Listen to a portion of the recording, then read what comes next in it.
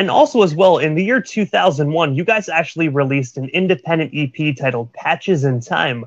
I was wondering if you can actually just tell us the story behind this amazing EP. And of course, since it's actually independent, I also read that it actually sold a lot of units. What avenues did you guys take to actually sell so many units? Back in the early days, man, we're talking early days again. We're like '99 or something of this nature. You know, that's the EP we put out. It was a six to seven song EP, and it did obtain a lot of the songs, almost all of the songs that are on our first actual Universal release.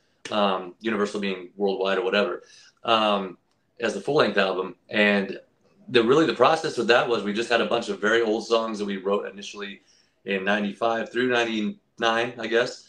Took those songs, recorded them sporadically throughout the valley wherever we could find a spot to record them, but mostly recorded at our friend Derek Seidensticker's house, who was a local DJ here for a show called the Ska Punk Show on 106.3 The Edge. And so he took us in a little bit under his wing, basically, and had a home studio. We recorded them there over and over again. And with that, he also had the ability to give us radio airplay on Sunday nights for a thing called Backyard Bullocks, which was a ska punk show. They played all sorts of old school stuff, Descendants, you know, Rancid, all those bands that we all looked up to growing up. And that one local band they would play every Sunday. So he put us on that after a lot of harping on him, you know, like, come on, give us a chance kind of thing. And he did. And then word got to the major station, actual people in that main format of it. And we slowly began to get one of our other songs on main radio. And then it kind of took off here locally, and people kept calling it in and checking it out.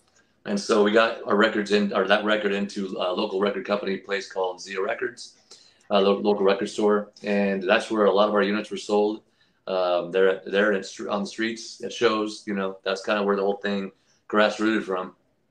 And then the rest was going on, you know, from there. And I got to say, radio definitely helped out so many amazing bands back in the day, especially in the late 90s, early 2000s. If you got radio airplay, there's great chances that you never know who else is actually going to hear your music and just how far that reach is really going to go. Yeah, no, absolutely, man. I mean, I still believe in it to some extent these days. You know, it's like it's a dinosaur of sorts, of course, but I still, you know, you still learn of a lot of interesting bands here and again that pop up. And you're like, never would have thought about that, never would have known about that. It's clearly, like, you know, more the mainstream way to hear things, but it's something, to me, not in that regard. It's more something that's just a constant in your car that's playing. It's something that's just constantly out there, and it's a way to introduce people to music they might not have heard of once again, you know, and that's bands such as ourselves. And that was really a big breaking element in our takeoff from, you know, we were a band 7 years before we started actually touring. So that's really what helped us branch out and get more nationally known and start doing some national touring, as well as what led to our first record being a possibility on the grand scale that it became.